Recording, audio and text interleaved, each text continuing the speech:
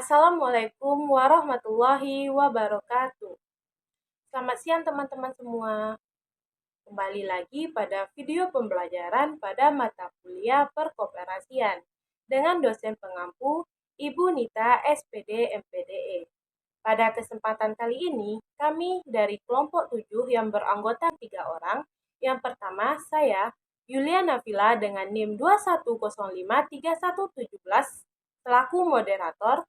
Yang kedua yaitu Zaura Putri Alfahnur dengan NIM 21053119 dan yang ketiga yaitu Dea Novela dengan NIM 21053134. Pada kesempatan kali ini, kami akan menjelaskan mengenai materi sumber permodalan koperasi. Baiklah, saya akan menjelaskan materi yang pertama, yaitu sumber-sumber permodalan koperasi. Sebelum kita masuk apa saja yang menjadi sumber-sumber modal koperasi, kita harus tahu dulu pengertian dari modal. Nah, modal adalah suatu aktiva dengan umur lebih dari 1 tahun yang tidak diperdagangkan dalam kegiatan bisnis sehari-hari.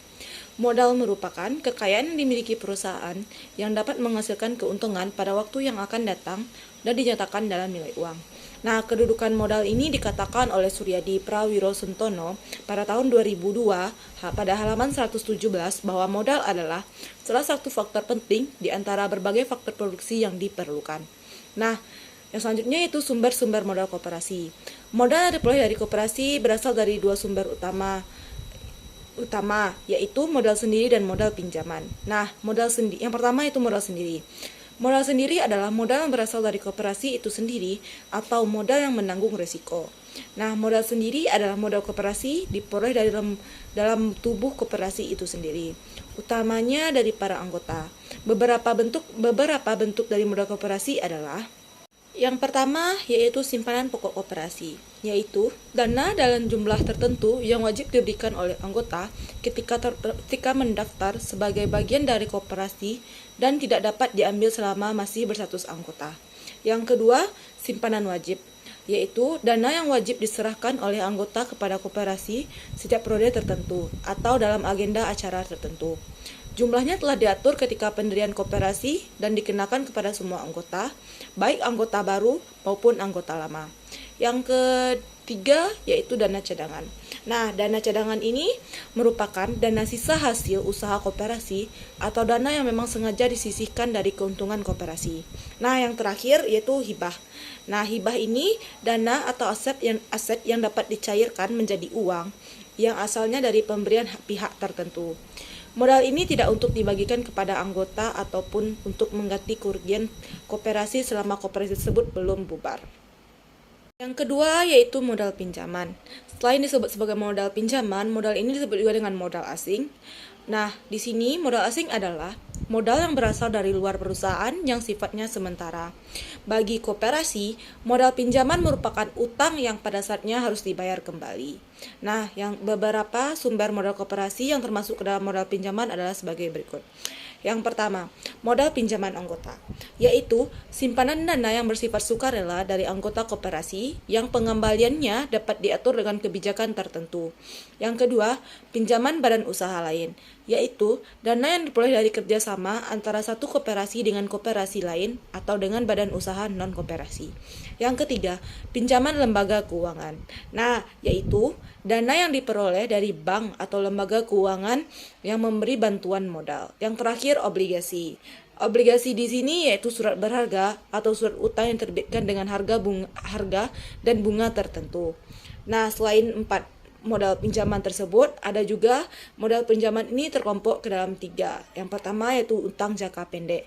Nah, utang jangka pendek ini berumur paling lama 1 tahun. Yang kedua, utang jangka menengah.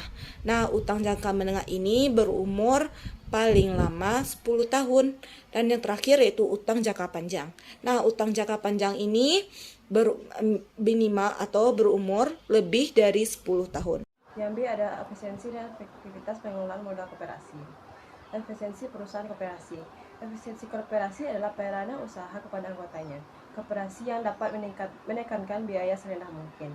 Tetapi anggotanya tidak memperoleh pelayanan yang baik dapat dikatakan usahanya tidak efisien. di samping tidak memiliki tingkat efektivitas yang tinggi, sebab dampak kooperatifnya tidak dirasakan anggotanya. Yang pertama yaitu adanya penghematan pengeluaran, yang kedua adalah perencanaan usaha, yang ketiga adalah produktivitas atau peningkatan hasil per kapita, yang terakhir adalah usaha koperasi dan dengan gambaran yang jelas bagi kemudahan pemasaran dan kemantapan harga. Efektivitas perusahaan koperasi. Organisasi ekonomi memiliki keharusan menangani usaha berdasarkan prinsip efisiensi, efektivitas, dan produktivitas. Prinsip efisiensi dan efektivitas untuk mewujudkan produktivitas yang tinggi harus dipadukan dengan optimasi pelayanan dan kesejahteraan. Aktivitas adalah pencapaian target output yang diukur dengan cara membandingkan output anggaran atau seharusnya atau OA dengan output relasi atau sesungguhnya atau OS. Jika OS lebih besar daripada OA disebut efektif. Upaya-upaya dalam meningkatkan sumber permodalan koperasi.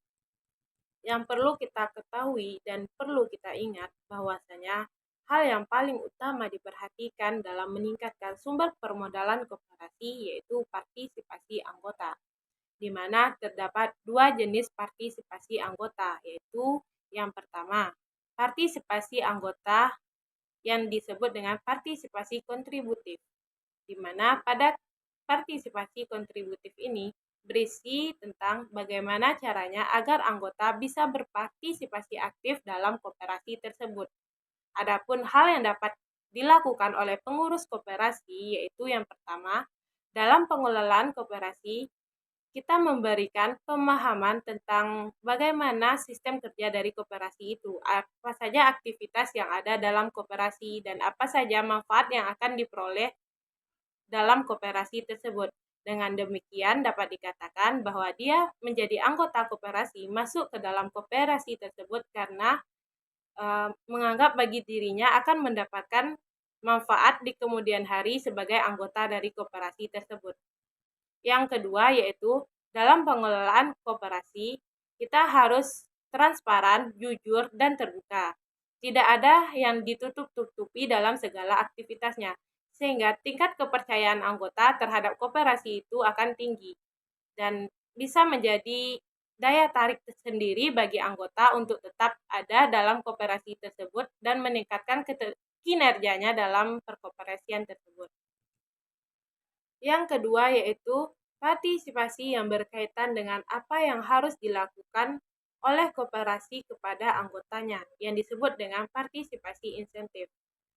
Penjelasan mengenai partisipasi insentif tidak jauh berbeda dengan penjelasan partisipasi kontributif, di mana pada partisipasi insentif ini diperlukan adanya usaha yang akan dilakukan oleh pengurus koperasi terhadap anggotanya, seperti memberikan pemahaman-pemahaman mengenai hal apa saja yang ada di koperasi, dan meningkatkan kepercayaan anggota koperasi dengan usahanya yaitu berperilaku jujur, terbuka, dan transparan.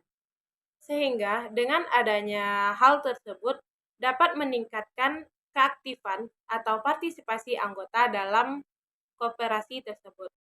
Baiklah, adapun upaya lain yang dapat kita lakukan dalam meningkatkan sumber permodalan koperasi diantaranya yang pertama, dengan cara meningkatkan perkembangan usaha koperasi dan meningkatkan sisa hasil usaha sebesar mungkin.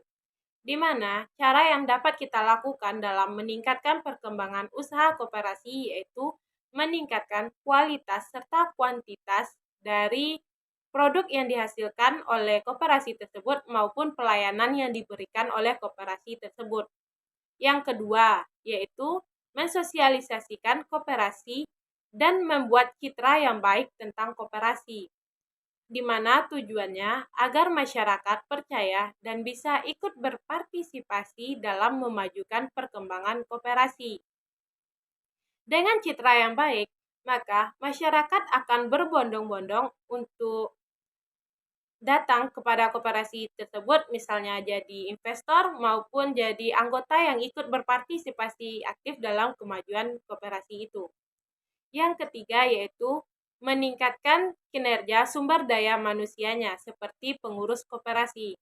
Hal itu bertujuan agar sumber daya manusia tersebut lebih kreatif dan inovatif dalam meningkatkan permodalan koperasinya, dan menciptakan hal-hal baru dalam produk yang dibuat oleh koperasi tersebut agar mampu menarik daya minat masyarakat.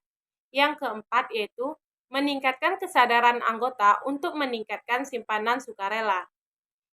Yang kelima yaitu mengukur kinerja non-finansial koperasi, restrukturisasi koperasi, daya saing koperasi, rebranding koperasi, dan pengembangan sistem IT.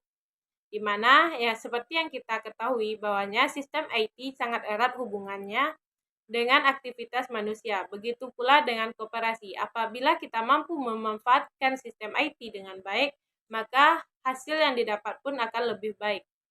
Yang keenam yaitu pemberian modal dari pihak ketiga. Adapun yang dimaksud dalam pihak ketiga dalam koperasi ini yaitu seperti investor, pemerintah, dan lain sebagainya.